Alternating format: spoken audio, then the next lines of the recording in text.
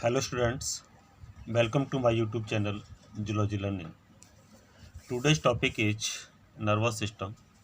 Nervous system BSc second year का topic है और ये टॉपिक BSc सेकेंड ईयर का थर्ड पेपर का टॉपिक शुरू करने जा रहे हैं। इस टॉपिक में नर्व टिश्यू से पहले का हम काउंट कराएंगे, उसकी स्टडी करेंगे। अब नर्वस सिस्टम हम जब पढ़ेंगे तो हमें पता होनी चाहिए कि ये है क्या। जब तक हम वीडियो को पूरा नहीं देखेंगे तो नर्वस सिस्टम हो सकता है कि समझ में ना आए, तो कोशिश करिएगा वीडियो को पूरा लास्ट तक देखने की, तभी ये वीडियो आपकी समझ में आएगा और तभी आपके लिए हेल्पफुल साबित रहेगा। अदरवाइज हो सकता है कि आधा अधूरा देखने से आपकी समझ में ना आए और पूरी की पूरी वीडियो आपकी ऐसी चली जाए। तो कोशिश करें तो वीडियो को पूरा देखने की, और देखने के बाद इसको कमेंट्स बॉक्स पर अपने कमेंट्स ज़रूर डालें, जिससे कि हमें भी मालूम पड़े कि हमारे वीडियो में क्या कमियां हैं, क्या अच्छाइयां हैं। उसको देखने से हम लोगों का मोटिवेट होता है। इसलिए आप कोशिश करिएगा अधिक से अधिक वीडियो को शेयर और लाइक और सब्सक्राइब करने की। तो आइए शुरू करते हैं हम नर्वस सिस्टम को। तो what is the nervous system? Nervous system किससे कहते हैं? तो देखिए, हमने एक डेफिनेशन लिखी है नर्वस सिस्टम की। इस नर्वस सिस्टम में हमने डेफिनेशन को दिया है, the nervous system is a complex network of nerve and nerve cells. Bracket में हमने दिया है neuron that carry messages to and from the brain and spinal cord to various part of the body.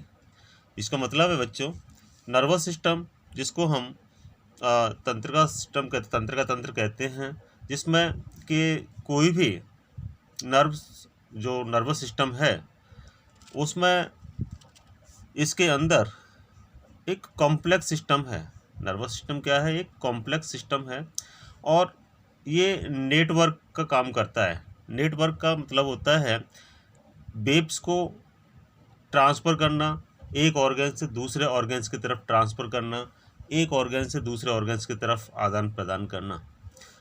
Then इससे आगे nerve cell and neuron की तरफ ये आदान प्रदान करना होता है। दैट कैरी मैसेजेस, यानी मैसेज को कैरी करता है, मैसेज को लेके जाता है।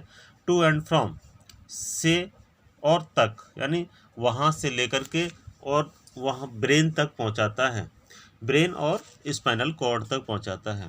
Then various part of the body, और बॉडी के डिफरेंट पार्ट की तरफ ये लेकर के जाता है, डिफरेंट ऑर्गन्स की तरफ ये लेकर के जाता है। तो इसमें इसका जो कार्य करता है, इसे हम एक मास्टर कह सकते हैं। ये एक मास्टर का काम करता है। ये हमारी बॉडी के अंदर एक मास्टर का काम करेगा। ये बॉडी का मास्टर कहते हैं हम इसको। जैसे इसमें क्या होता है, इसमें जैसे कि खाना पीना, सोचना, हंसना, रोना, दौड़ना आदि सभी इसी पर निर्भर करेंगे। यानी जो भी काम हम करते हैं, जो एक्टिविटीज़ हम करते हैं, वो सभी हम इसी से रिलेटेड या इसी के संपर्क से करते हैं।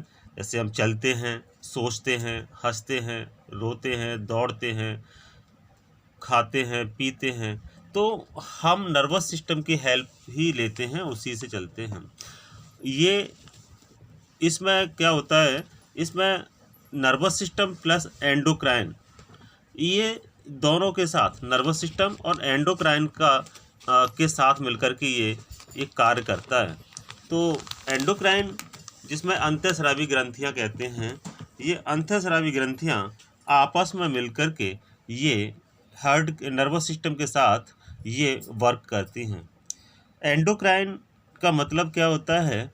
एंडोक्राइन जिसमें हार्मोन सीक्रेशन का कार्य करता है। एंडोक्राइन क्या करता है? हार्मोन सीक्रेशन का कार्य करता है और धीमी गति से प्रोसेस में आता है। ठीक है, ये धीमी गति से प्रोसेस करता है।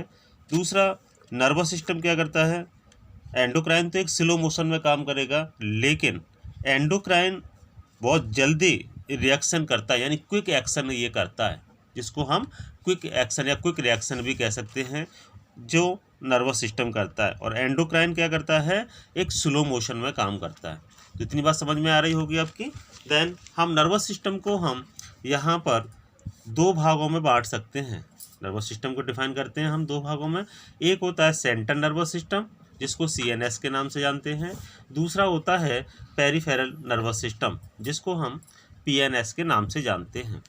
तो सेंट्रल नर्वस सिस्टम जो आपका CNS के नाम से जानते हैं, इसके अंदर ये भी दो भागों में हम इसको बांटते हैं। एक होता है ब्रेन, दूसरा होता है स्पाइनल कॉर्ड। ब्रेन और स्पाइनल कॉर्ड, ब्रेन भी एक स्कल में बंद होता है, हम लिख सकते हैं लाइस विद द स्कल। ठीक है, ये किसके अंदर बंद होता है, एक स्कल के अंदर बंद होता है, एक कपाल के अंदर बंद होता है, जो ब्रेन हमारा बंद है। ऐसे ही यहाँ पर हम स्पाइनल को दे सकते हैं। Spinal long tube like structures extends from the brain through foramens magnum.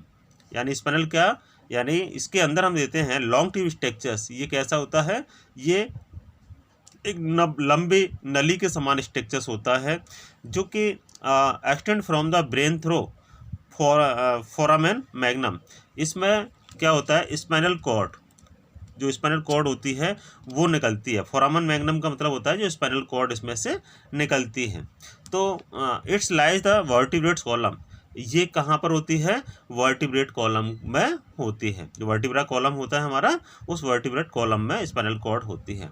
हम कह सकते हैं दोनों को मिलाकर के, ब्रेन को और स्पाइनल कॉर्ड को, तो बोथ आर कवर्ड बाई मैग्नेनिस।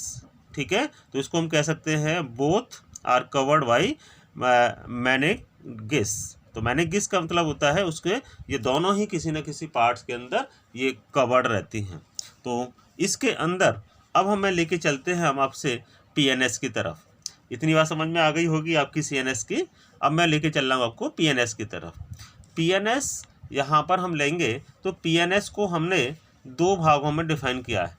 एक हमने सेंसरी एफरेंट डिवीजन को शो किया है, दूसरा किया है मोटर एफरेंट डिवीजन। पहला हमने क्या किया है, सेंसरी, आपका सेंसरी को हमने डिफाइन किया है PNS को, एक सेंसरी एफरेंट डिवीजन, दूसरा होता है मोटर इफेक्टिव डिवीजन। तो इसके अंदर यहाँ पर लेके लिया है हमने ये सेंसरी को, और दूसरा लिया है हमने मोटर डिवीजन को। इसके अंदर सोमेटिक सेंसरी पार्ट्स होते हैं, इसको हमने सोमेटिक सेंसरी पार्ट्स होते हैं सेंसरी एफरेंट डिवीजन के अंदर। इसके अंदर जो पार्ट होता है वो सेंसर का काम करेगा। दूसरा इसी में हमने लेके चलते हैं मोटर को। तो ये दो भागों में डिफाइन किया है हमने।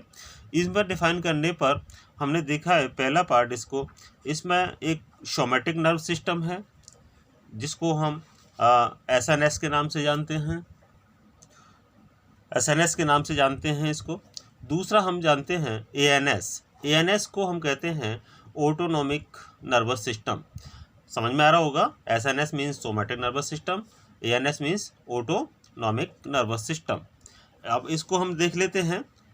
सबसे पहले हम लेते हैं आपका ANS को, ऑटोनॉमस नर्वस सिस्टम को। तो ऑटोनॉमस नर्वस सिस्टम यहाँ पर हम लेके चलें तो ऑटोनॉमस नर्वस सिस्टम को दो भागों में हमने बांट दिया, सिंपैथिक, दूसरा पैरापैथिक। तो सिंपैथिक जहाँ पर लिया है और दूसरा हमने लिया है पैरापैथिक। तो इसके अंदर हमने लेके चले ऑटोनॉमस को, तो यहाँ पर ये क्या काम करता है, ये हार्ट बीट का होना। ऑटो मीन्स यहाँ पर सिंपैथिक मीन्स होता है, ऑटो मीन्स होता है स्वयं धड़कना, किसी चीज़ का स्वयं का होना। ठीक है, तो स्वयं का होना, इसके अंदर स्वयं अपने आप ही कोई चीज़ होना, जैसे हम सांस लेते हैं अपने आप ही लेते हैं, हार्ट हमारा धड़कता है, हार्ट बीट लेते हैं, हार्ट बीट होती है, अपने आप होती है। स्वतः ही अपने आप ही कोई क्रिया होना, उसको कहते हैं ऑटोनॉमिक नर्वस सिस्टम। अब ऑटोनॉमस नर्वस सिस्टम को जैसा मैं पहले आपको बता चुका हूँ, ये भी दो भागों में डिफाइन किया है। इसको ऑटोनॉमस को हम इनवॉलेंट्री भी कह सकते हैं। इनवॉलेंट्री का मतलब होता है अनैच्छिक क्रिया, यानी इच्छा की विपरीत क्रिया। इसमें किसी भी हमारी कोई भी इच्छा नहीं चलती है। हम बिना इच्छा के, ये काम हमारी इच्छा से नहीं होता है। हार्ट बीट हमारी इच्छा से नहीं होती है, सांस लेना हमारी इच्छा से नहीं होती है। ये सभी कैसी होती हैं? अनैच्छिक होती हैं। ठीक है, तो इसको हम इनवॉलेंट्री भी कहते हैं। दूसरा आपका आता है, इसको हमने डिफाइन किया। अब इसी के साथ में हमने दिया सोमैटिक को। ठीक है, एनएस के बाद में हमने डिफाइन किया, इसी के साथ सोमैटिक को, एनएसएस को। तो सोमैटिक नर्वस सिस्टम को, इसको कहते हैं हम वॉलेंट्री नर्वस सिस्टम। तो वॉलेंट्रीज कह सकते हैं। वॉलेंट्री मीन्स ऐच्छिक क्रिया। ऐच्छिक क्रिया क्या होती है? जो इच्छा के साथ काम करती है, इच्छा जिसमें हम काम कर सकते हैं, जो हम कहें कि ये काम हो तो वही काम हम कर सकते हैं। तो इसको हम इच्छा के अनुसार काम करते हैं, उसको हम कहते हैं वॉलेंट्री या somatic nervous system. Somatic nervous system जिसमें कोई भी काम इच्छा के अनुसार होता है, जैसे चलना है, दौड़ना है, हाथ उठाना है, पकड़ना है, कैच करना है, या कई सारे ऐसे काम जो हम अपनी इच्छा से करते हैं, उसको कहते हैं हम वॉलेंट्री नर्वस सिस्टम या वॉलेंट्री या सोमैटिक नर्वस सिस्टम। समझ में आ रहा है? देन आगे चलें तो ऑटोनोमस को हमने दो भागों में इसको डिफाइन किया है। दो भागों में डिफाइन किया। पहला हमने सिंपैथिक को डिफाइन किया है, दूसरा हमने पैरासिम्पैथिक को डिफाइन किया है। सिंपैथिक क्या होता है बच्चों? यहाँ पर सिंपैथिक में आता है, इसमें कोई भी घटना, यानी कोई भी केस जो होता है या कोई भी जो घटना होती है, तो इसमें सिंपैथिक नर्वस सिस्टम काम करता है। यानी कोई अचानक घटना घट जाती है, कभी भी कोई अचानक घटना घटती है, जैसे एक्सीडेंट होना, जैसे आपके पीछे कोई दौड़ना, कोई पड़ जाए या कोई भी सिस्टम हो जाए, तो अचानक कोई बात बन जाए, उसमें उस घटना को ये सिंपैथिक नर्वस सिस्टम कहते हैं। ठीक है, जैसे एग्जाम्पल में दें तो एग्जाम्पल में जैसे अचानक कोई भी घटना घटती है, तो अचानक घटना घटने पर, जैसे एक्सीडेंट का होना, ठीक है, अचानक घटना घटी है। जैसे हमारे पीछे कभी भी कोई कुत्ते का पड़ना, डॉग, जैसे आप जैसे चलते हैं, दौड़ते हैं, तो आपके पीछे कभी अचानक कोई कुत्ता दौड़ना शुरू हो जाए, डॉग कोई दौड़ना शुरू हो जाए, तो ये क्या है? अचानक घटना घट रही है। इसमें आपका कोई भी पहले से कोई प्री प्लान नहीं था कि कभी एक्सीडेंट होगा या फिर कोई कुत्ता हमारे पीछे पड़ेगा। तो ये सब क्या होती है? ये सारी घटना हमारे सिंपैथिक कहलाती है, सिंपैथिक नर्वस सिस्टम के अंदर आती है। दूसरा पार्ट हमारा आता है पैरासिम्पैथिक पार्ट्स। पैरासिम्पैथिक पार्ट्स के अंदर इसमें ये रेस्टिंग स्टेज में होती है। यहाँ पर कैसी होती है? रेस्टिंग स्टेज में होती है। ये इसमें रेस्ट में काम करती है, और ये जो पार्ट है जो रेस्टिंग में काम करती है, यानी इसकी कोई ज़रूरत नहीं होती है। जब कोई ज़रूरत पड़ती है या जब भी इसको ज़रूरत होती है ऊर्जा देने की, या कोई इसको ज़रूरत है किसी को लेने की, तो ये काम करती है, जिसको हम कह सकते हैं ऊर्जा का आदान प्रदान करती है। तो ये ऊर्जा का आदान प्रदान करती है, जिसको हम पैरासिम्पैथिक कहते हैं। इसके आगे हम देखते हैं, अब आता है हमारा ब्रेन। ब्रेन में यहाँ पर हम डिफाइन करेंगे, तो ब्रेन की तरफ मैं लेके चलूँ आपको, तो मैं अगले पेज पर टर्न कर रहा हूँ ब्रेन पर। तो यहाँ से लेके चलेंगे ब्रेन को, तो ये जो ब्रेन होगा हमारा, इसी टॉपिक में मैं आपको लेके चलूँगा ब्रेन को। तो यहीं पर हम ब्रेन में बता के चलें, तो ये स्ट्रक्चर है हमारा ब्रेन का। देखिए, हमने लेके चलना है ब्रेन को, इस स्ट्रक्चर में हमने ब्रेन को डिफाइन किया है। ये ब्रेन हमारा 3 भागों में बटा हुआ होता है। एक होता है फॉर ब्रेन, दूसरा होता है मिड ब्रेन, और तीसरा होता है hind brain. For brain, mid brain, hind brain, जिसको हम अग्र मस्तिष्क, मध्य मस्तिष्क और पश्चिम मस्तिष्क के नाम से जानते हैं। अब इसके अंदर फॉर ब्रेन जो होता है, फॉर ब्रेन क्या होता है? जिसको हम डेंसिफेलॉन कहते हैं। इसमें ये भी हमारा 3 भागों में बटा हुआ है फॉर ब्रेन।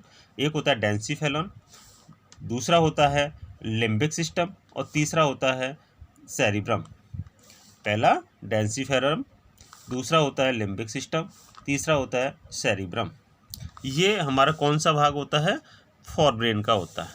अब फॉर ब्रेन के अंदर ही यहाँ पर डेंसिफेरनम क्या काम है? इसके अंदर थैलेमस होता है, हाइपोथैलेमस होता है और एपिथैलेमस होता है। ऐसे लिम्बिक सिस्टम के अंदर हिप्पोकैम्पस होता है, दूसरा एमिगडाला होता है, दूसरा सेप्टम होता है। अगला आता है सेरिब्रम के अंदर फ्रंटल लोब होता है। अगला आता है फिर पेरेंटल लोब होता है, उसके बाद टेम्पोरल लोब होता है, नेक्स्ट आता है ऑक्सीपिटल लोब होता है। ये सभी के सभी जो हम डिफाइन कर रहे हैं उनके अंदर इसको हम लेके चलते हैं। अब देखिए फोरब्रेन क्या होता है। फोरब्रेन ये हमने बनाया है एक मनुष्य के मस्तिष्क की खोपड़ी, मस्तिष्क मान लीजिएगा, खोपड़ी तो नहीं कह सकते, मस्तिष्क मान लें। अब उसके अंदर हमने इसको मान लिया, ये हमने पूरा मस्तिष्क ब्रेन मान लिया।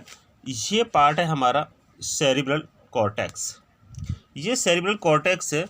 अब इसके अंदर जिसको हम सेरिब्रम मानते हैं, ये क्या है हमारा सेरिब्रम है। पहला पार्ट इसका सेरिब्रम वाला भाग होता है, ये आगे वाला भाग है। दूसरा होता है इसी के साथ में जिसको हम फोरब्रेन के नाम से जानते हैं, ये फोरब्रेन है। दूसरा होता है लिम्बिक सिस्टम। लिम्बिक सिस्टम में हमने लेके चले अभी इस पार्ट्स को, तो लिम्बिक सिस्टम में हमने ये 3 पॉइंट दिया है, फर्स्ट सेकंड थर्ड, जिसको हमने हिप्पोकैम्पस, एमिगडाला, सेप्टम। ये कहाँ पर होता है, इसी के अंदर होता है लिम्बिक सेप्टम, इस सेप्टम के अंदर होता है। अगला आता है आपका thalamus, epithalamus, thalamus then the epithalamus, ये वाला पार्ट है जिसको हम डेंसिफेरेलम कहते हैं इसके अंदर। और तीसरा नेक्स्ट इसके आता है आपका हाइपोथैलेमस। हाइपोथैलेमस ये डेंसिफेरेलन का पार्ट ही होता है हाइपोथैलेमस, ये भी हमारा इसी के साथ में काम करता है। तो इसके बाद में ये हमारे साथ में आता है। अब इसी में आप देखें हमने ये चीज़ बनाई है, इसमें ये होता कहाँ पर है।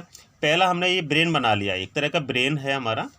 एफ हमने लिखा है फेस साइड से, ये आगे वाला जो फेस का वाला भाग है जिसको हमने माउथ वाला भाग कह सकते हैं, फेस वाला भाग कह सकते हैं। देन ये हमने लिखा है, ये एक हमने सर्किल बना दिया है, इसको हमने इस तरह से डिफ़ाइन किया।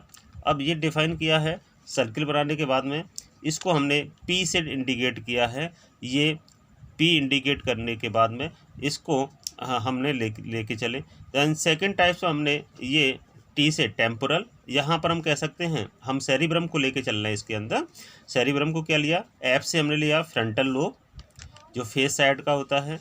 पी हमने लिया है यहाँ पर पेरिएंटल लोब, ठीक है, पी हमने क्या लिया है पेरिएंटल लोब जो हमारा इसी मध्य वाला भाग है। और टी हमने लिया है ये ईयर वाला पार्ट्स, टी हमने कौन सा लिया है, ईयर वाला पार्ट है, ये हमने टेम्पोरल लोब को दिया है। और वो जो दिया है हमने लास्ट में ऑक्सीपिटल लोब जो बैक साइड में आता है, इसको हम कहते हैं ऑक्सीपिटल लोब।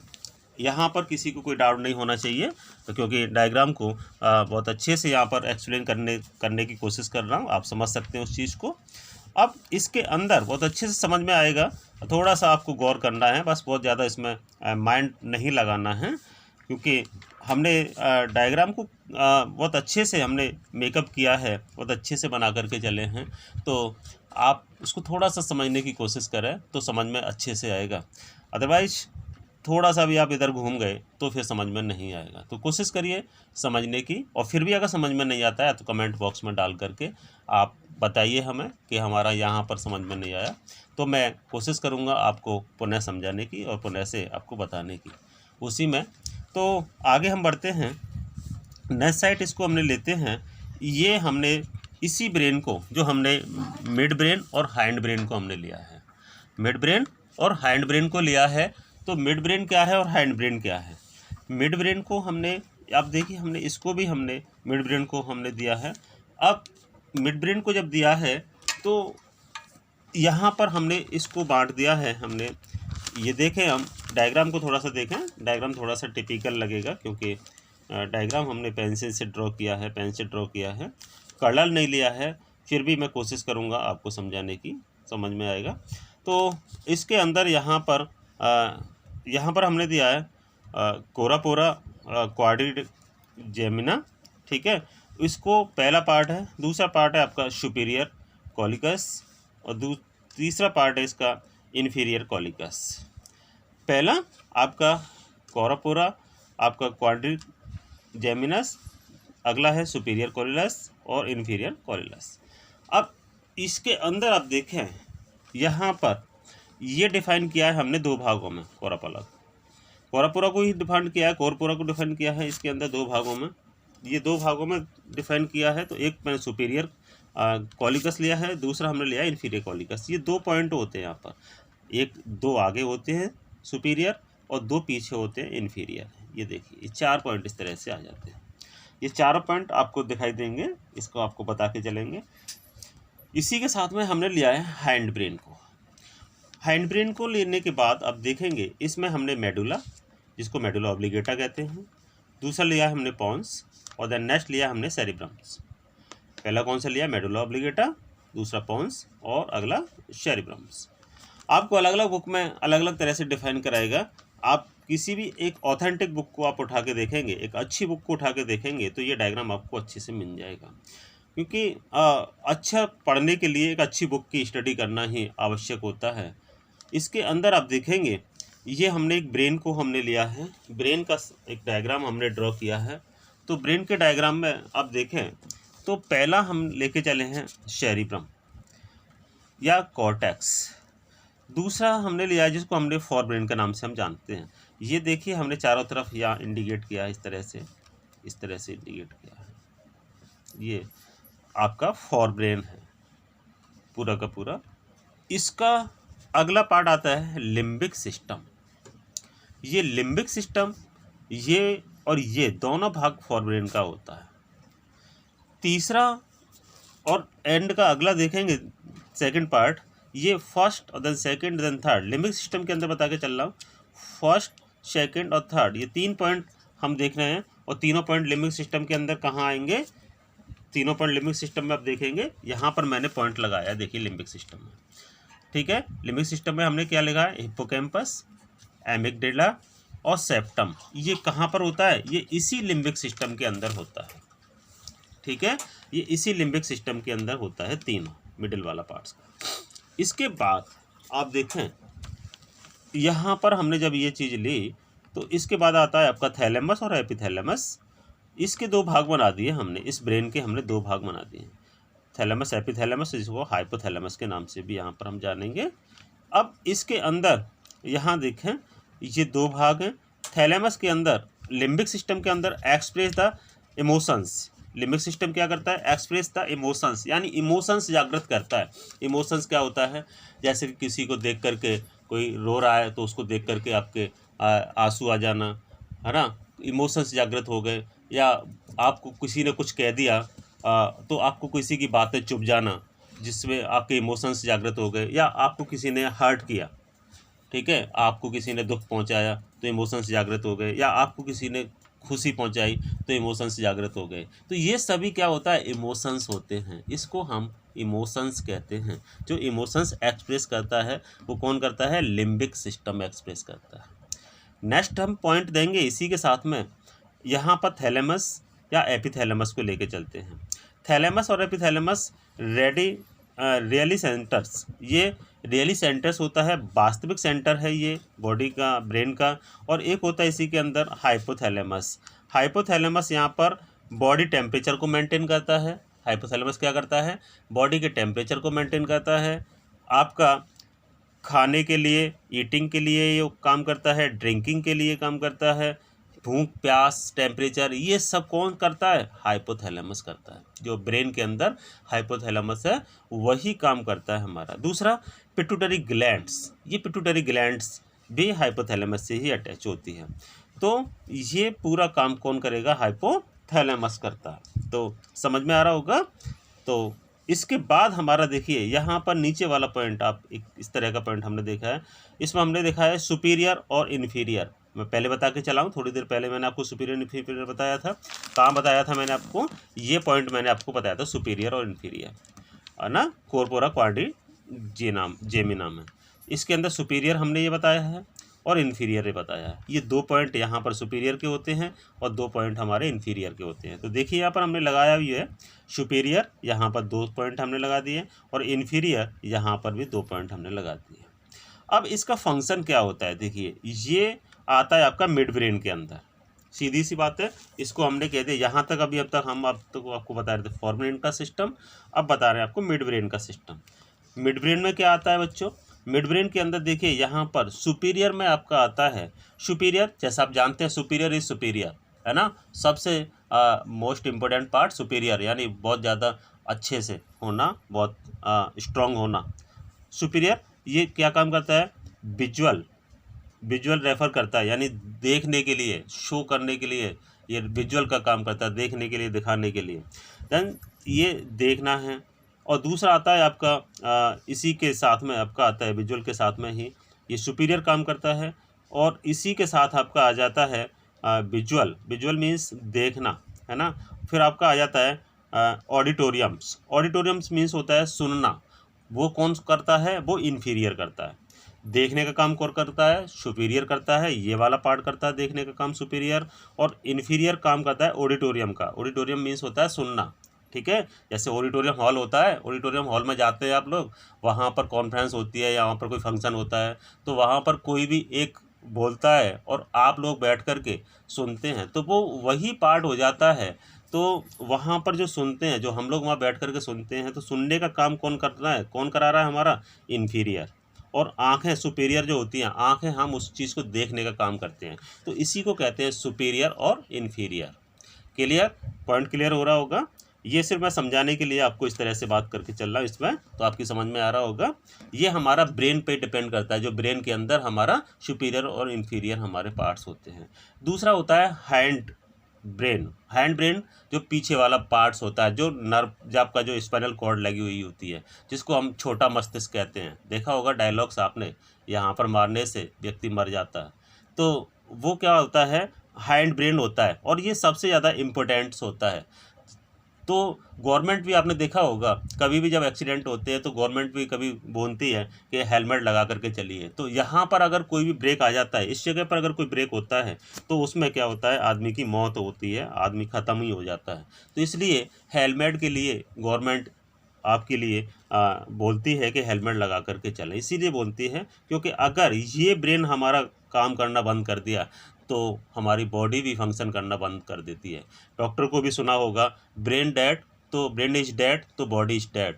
तो भले ही हमारा हार्ट काम कर रहा है, लेकिन ब्रेन डेड हो जाता है, तो हार्ट कुछ ही पलों बाद या कुछ ही घंटों बाद भी अपना वर्क करना बंद कर देता है। तो इसी तरह ब्रेन डेड नहीं होना चाहिए। ब्रेन हमारा 24 आवर्स काम करता है, ब्रेन डेड नहीं होना चाहिए। इसमें आप देखिएगा, अब इसके अंदर हैंड ब्रेन को हम लेके चले हैं, तो इसमें 3 पार्ट हमने दिखा के चले हैं। 3 पार्ट हमने कौन कौन से दिखाए हैं इसके अंदर? देखिए यहाँ पर हमने दिखाए हैंड ब्रेन के अंदर 3 पार्ट्स को। हैंड ब्रेन के अंदर 3 पार्ट को दिखाया, मेडुला ऑब्लिगेटा को दिखाया, पोन्स को दिखाया, सेरिब्रम को दिखाया। मेडुला ऑब्लिगेटा, पोन्स, सेरिब्रम्स, इन सब का काम अलग अलग होता है। देखिए समझने की कोशिश करें, तो हम सबसे पहले हम सेरिब्रम को लेते हैं। सेरिब्रम ये पार्ट होता है, पोन्स ये पार्ट होता है, मेडुला ऑब्लिगेटा यहाँ पर होता है। तो यहाँ पर अब सेरिब्रम का काम क्या है? ये आपका सेरिब्रम से, ये आपका क्या है? इक्विलिब्रियम्स का काम कर रहा है बॉडी का। ये बॉडी का एक्टिविटी का काम करेगा। इक्विलिब्रियम्स मीन्स बॉडी के, ये एक्टिविटी करता है, एक्टिविटी में काम करता है। जैसे कि कोई भी व्यक्ति शराब पी करके चलता है, तो शराब पी करके देखा होगा उसके पैर लड़खड़ाना शुरू कर देते हैं, इधर से उधर पड़ना शुरू कर देते हैं, तो उसका फंक्शन कौन होता है? सेरिब्रम करता है। देन दूसरा, या कोई शराब न पिए, दूसरा आप देखेंगे कोई व्यक्ति जैसे भांग खा लेता है ना, और भी कुछ ऐसे नशीले पदार्थों का इस्तेमाल करता है, तो उसकी बॉडी अनकंट्रोल हो जाती है। तो अनकंट्रोल जब बॉडी हो जाएगी, तो वो बॉडी इसी के कारण ही अनकंट्रोल होती है। दूसरा हमारा आता है पोन्स होता है रेस्पिरेशंस या श्वसन क्रिया के अंदर, रेस्पिरेशंस के अंदर। दूसरा नेक्स्ट इसके अंदर देते हैं हम अगला। यहाँ पर देखिए ये सभी आप देखें, ये एक बॉर्डर आ गया, ये मेडुला ऑब्लिगेटा एक बॉर्डर हो गया, इस तरह की एक पार्ट हो जाता है। अब देखिए मैं इसमें, ये मेरी मुट्ठी देखें, अब मैं इसमें कई सारे पार्ट्स इसमें अंदर एंटर करने की कोशिश करूँगा। अब देखिए इसके अंदर मैंने इतने सारे पार्ट्स को एंटर किया, ये पार्ट मैंने एंटर किए। अब ये पार्ट क्या है? यहाँ पर एक गुच्छा बन गया केबल्स का, जैसे एक जगह पर आकर के ये बिल्कुल एंटर हो गया।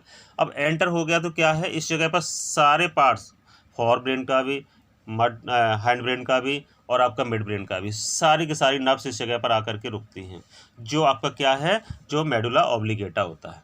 जो मेडुला ऑब्लिगेटा में यहाँ पर आप देखेंगे ये जगह आपकी आ जाती है।